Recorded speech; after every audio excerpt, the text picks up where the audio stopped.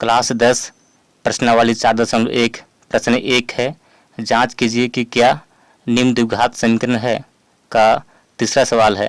तो चलिए हम लोग सीखते हैं कि इस क्वेश्चन को कैसे हल किया जाता है। सबसे पहले यहाँ पर जान लेते हैं कि गुना भाग में चिन्ह का प्रयोग कैसे किया जाता है। तो यहाँ पर होता है माइनस गुना प्लस तो बराबर माइनस होता है, या प्लस गुना माइनस तो माइनस होता है, या माइनस गुनी माइनस तो प्लस होता है, और प्लस गुनी प्लस तो बराबर में प्लस चिन्ह होता है इधर। और यहाँ पर जोड़ घटा में चिन्ह का प्रयोग कैसे किया जाता है।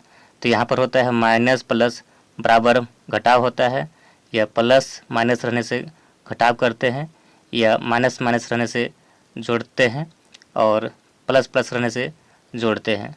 और यहाँ पर एक फार्मूला होता है x प्लस ए और x प्लस बी बराबर होता है एक्स स्क्वायर प्लस कोष्ठ बंद a प्लस बी गुना x प्लस ए बी। तो यही सूत्र के माध्यम से अभी इस क्वेश्चन को हम हल करेंगे। और मेरे चैनल पर पहली बार आए हो तो चैनल को सब्सक्राइब करें और घंटी को दबाएं ताकि मेरा वीडियो आपको सबसे पहले मिले। यहाँ पर बाएं को बाएं तरफ से गुना करते हैं और दाएं को दाएं तरफ से गुना करते हैं। तो चलिए हम लोग गुना करते हैं कैसे इसको किया जाता है।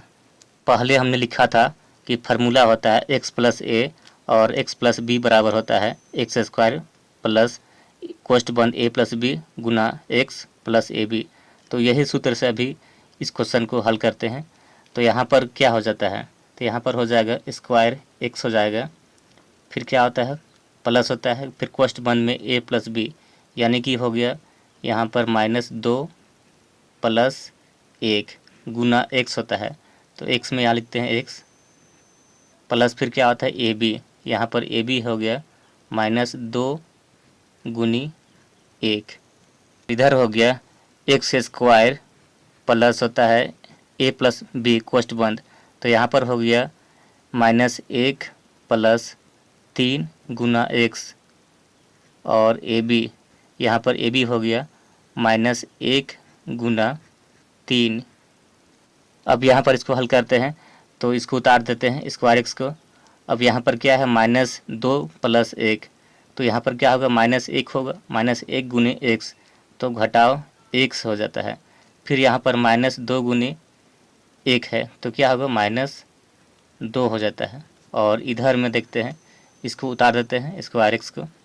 फिर यहाँ पर -1 प्लस 3 है तो क्या होगा +2 होगा, फिर गुना x, तो क्या होता है +2x हो जाता है। फिर यहाँ पर -1 गुनी 3 है तो माइनस क्या होगा 3 हो गया।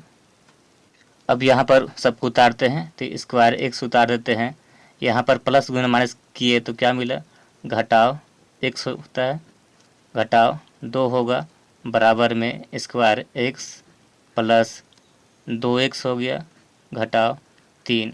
अब सभी को एक तरफ करते हैं, पहले इसको उतार देते हैं स्क्वायर एक्स को, फिर ऐसे इसको है या इधर पार करते हैं, क्या होता है माइनस स्क्वायर एक्स हो जाता है। फिर घटाव एक्स को उतार देते हैं इसको, फिर इसको इधर पार किए तो माइनस कितना आ गया 2x होता है। फिर अब इसको उतारते हैं -2 को, फिर हम यहाँ पर -3 को इधर पार किए बराबर से, तो क्या हो गया +3 हो गया बराबर में 0।